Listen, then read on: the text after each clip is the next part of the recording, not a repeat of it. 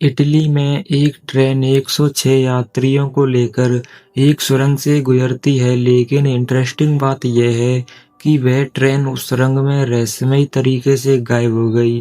यानी वह ट्रेन उस सुरंग से बाहर नहीं निकली, उस सुरंग में ही गायब हो गई। ये घटना है 14 सितंबर 1911 की, जब एक जेनेटी नामक ट्रेन कंपनी ने फ्री ट्रिप आयोजित की। उस फ्री ट्रिप में 102 यात्रियों ने हिस्सा लिया। जेनेटरी कंपनी की एक ट्रेन इटली की राजधानी रोम के स्टेशन से 102 यात्रियों व 4 कर्मचारियों के साथ रवाना होती है। उस ट्रेन को एक सुरंग से गुजरते हुए अगले स्टेशन तक जाना था, लेकिन जब ट्रेन सुरंग के नजदीक आई तो सुरंग से रहस्यमयी तरीके से धुआं निकलने लगा। यह देखकर सभी यात्री घबरा गए, लेकिन जब ट्रेन सुरंग के अंदर गई तो सुरंग से बाहर नहीं निकली, उस सुरंग में ही रहस्यमयी तरीके से गायब हो गई।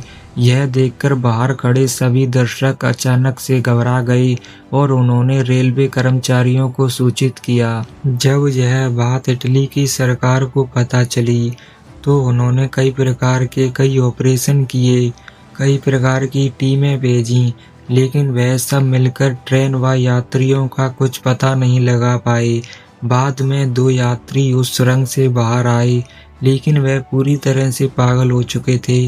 वह कुछ बताने की स्थिति में नहीं थे। वह ट्रेन और 100 यात्री और 4 कर्मचारी पूरी तरीका से लापता हैं, लेकिन इटली की सरकार उनके बारे में आज तक कुछ पता नहीं कर पाई है।